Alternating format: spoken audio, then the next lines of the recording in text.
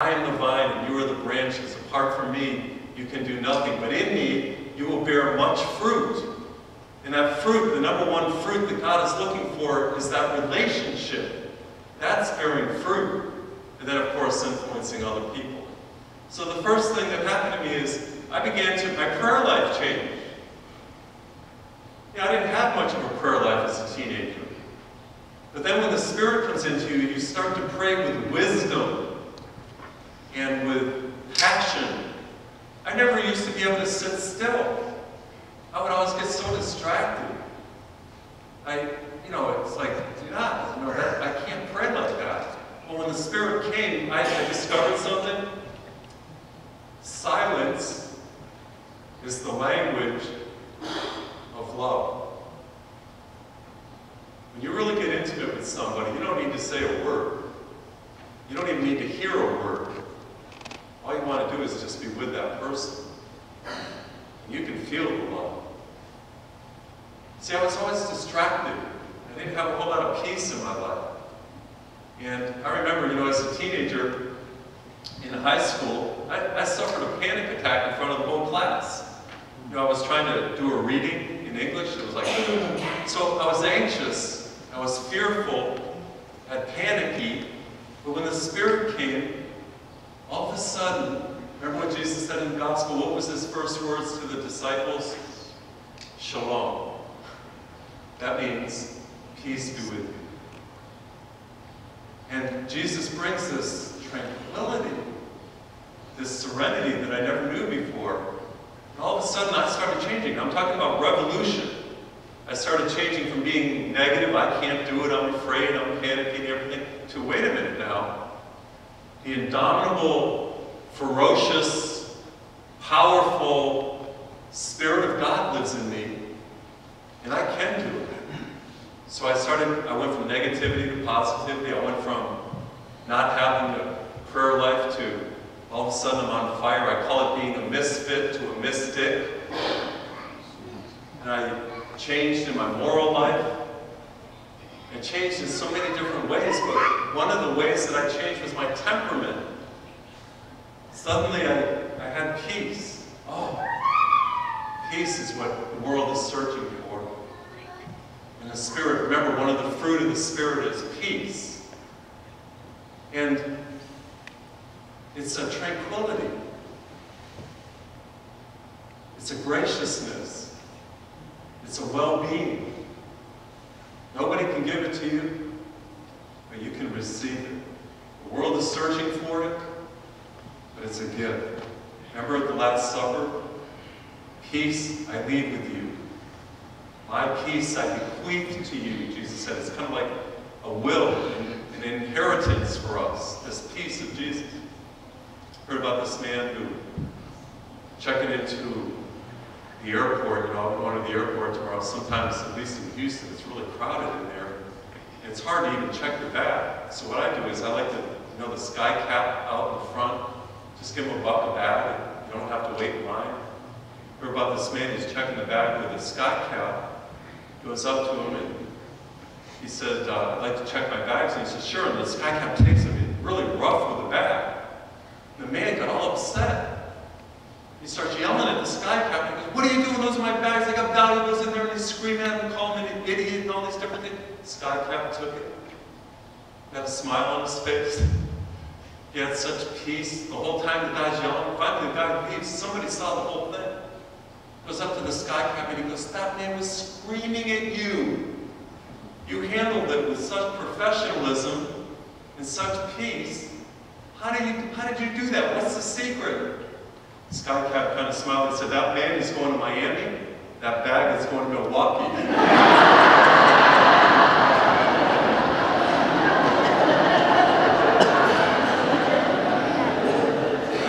I had a woman come up to me. She said, Father Cedric, I don't think God answers my prayers because my husband is an alcoholic and I've been praying for him to change and nothing's been happening and it's been years. So what's going on? She said, this is driving me crazy. By the way, if you do have an alcoholic in the family, this is, it will be a dysfunctional relationship. It will upset me? Well, what I told her is, God hears your prayer. And I told her about the wisdom of the 12-step program. If you know anything about Alcoholics Anonymous, spouses of alcoholics go to something called Al-Anon. It's different from Alcoholics Anonymous because you're not the alcoholic. You're the spouse, or you're a family member of somebody who's an alcoholic or a drug addict or whatever. And so in Alcoholics Anonymous, they teach you about serenity. And they teach you the wisdom of the 12-step program. They teach you about how to cope with the craziness of a relationship that's very hard to deal with. And what they teach you is, don't try to change the other person. That'll even make you crazy. Don't try to manipulate your circumstances because there's a lot of things out of our control that we simply can't change. Rather, what they have you do in the program is focus on yourself.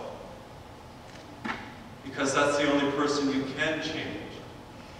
And that's why the Holy Spirit, by the way, Holy Spirit, God, virtue, sanctity, comes to us to change us, to make us holy. That's the great job of the Holy Spirit. And one of the ways that we're made holy is in our character. To change us from being a person that just reacts when somebody cuts us off on the road, or somebody doesn't say good morning to us, instead of being all resentful and bitter and bent out of shape all the time, the Holy Spirit comes to make us serene. We don't have to be manipulated by circumstances. Remember Jesus, when he taught this? He said, if somebody slaps you on the, not the bishop, but if somebody slaps you on the right cheek, turn your other cheek. What in the world is that? That's called not being manipulated by your circumstances. Not allowing people to push your buttons. That's called not being a puppet on a string. The word that we use now in today's terminology, psychologists will talk about being codependent. Codependent on circumstances and people and different things. And Jesus came to revolutionize us, to bring us a whole new way of living and a whole new way of being. We don't have to be manipulated by people and circumstances all the time. We can be strong through the Holy Spirit. Don't you love that prayer in the 12-step program? I know you know it. You know what the top prayer prayed today is? The Our Father. You know what the number 2 prayer prayed today is? Hail Mary. You know what the number 3 prayer is?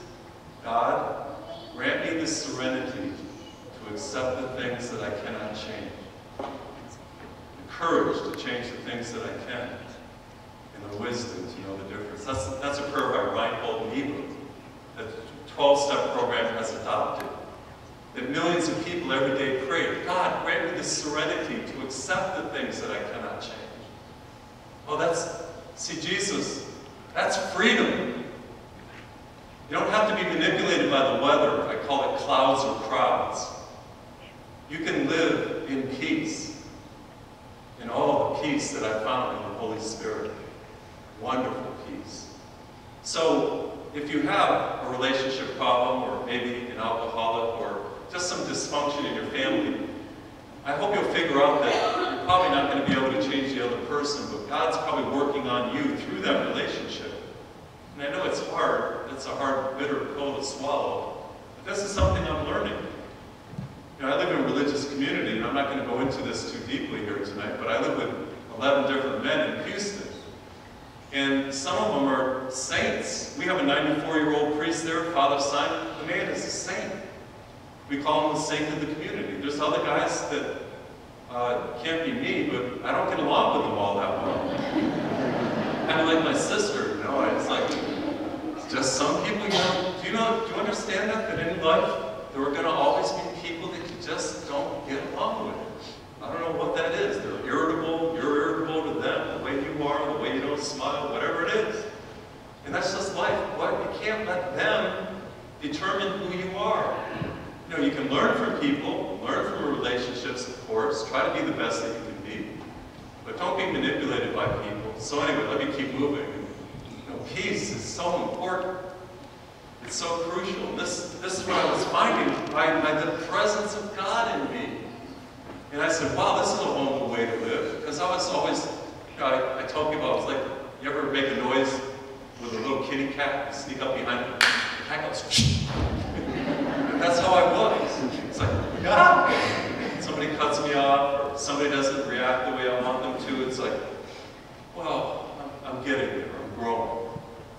And the peace, I would never, ever, ever be able to get up in front of people and do what I'm doing right now, were it not for the Holy Spirit. Because of myself, I was insecure, low self-image, very human, I just negative. And the Spirit came. Wow. It's like, all of a sudden, that's Superman, supernatural. I tell people, don't live on the superficial. Go beyond the superficial to the supernatural. And you have this power. You have this peace within you. I heard about a man one time, a rich man. He loved peace. By the way, that's what we're going to be offering each other in a little while. That's how important it is. In a little while, we're going to be shaking each other's hands and hugging each other. Peace be with you. The church recognizes that this is the great gift of Jesus, the gift of the Spirit, the sap that flows to us because we're the branches and He's the vine. So this man loved peace, and he decided to have a contest because he wanted to hang a portrait of peace in his house. So he offered $50,000 to the man or woman, to the artist, who would be able to draw the greatest portrait of peace. So he had this contest, about 100 people submitted portrayals of peace. He narrowed it down to 2. One of them was a beautiful portrait of a mountain scene with a few birds flying, puffy clouds, placid pond, peace, beautiful, tranquil, serene. The other finalist was another mountain scene, but this mountain scene wasn't so tranquil looking. The mountain had a cragged, jagged, rugged peak, and over the peak was a dark, angry storm cloud, flashes of lightning because of the thunder and lightning, a torrential downpour because of all the water. There was a waterfall rushing and gushing over the top of the mountain. Then if you look really closely, underneath the waterfall was a bush, and on the bush there was a nest, and in the nest there were 2 little birds asleep in the midst of all that chaos. So the man saw that, and he saw that, and he goes, this is the one that wins. Because peace is not the absence of storms, like a lot of people think. Peace is tranquility in the storm. In the storm. Jesus never said that we wouldn't have storms. In fact, He said, in the world you will have tribulation. That's what the book of Revelation said. This is the great tribulation that we're going through right now. But He said, cheer up, I've overcome the world. So in other words, in me, you can have victory, you can have peace, because you can have tranquility no matter what's going on in your life. There's something rich deep within. And I want you to grasp that. The Easter season, all about peace. Be strong. That's your strength. Peace is your strength. Peace will lead you into a deep prayer life. You don't have to have, as I said, the earthquake and the fire, the wind. Peace will help you to hear the still small voice. Peace even though you're grieving. Peace even though you're lonely. Peace even though you're struggling with an addiction. He will bring you peace. Talking about that, I heard about a man named Tommy Dorsey. Tommy Dorsey, not the jazz musician. He was a Christian minister in the early 1900s in Chicago. And just a young man, 22 years old. He was a pianist, wrote songs, gospel songs. One day he's ministering, his wife's having a baby. When he was ministering to the congregation, he gets word that his wife died in childbirth. The next day, the baby died. He was devastated. This is a true story. Tommy Dorsey. He was devastated. He vowed that he was never going to write another song. He was going to quit the ministry. He had had it. I mean, this is the thanks he got. His wife and his baby gone. What kind of God? Well, one day about a week later, he's sitting at the piano. And as he's sitting at the piano, peace came over him. A tranquility. It was the Spirit touching him in his ashes.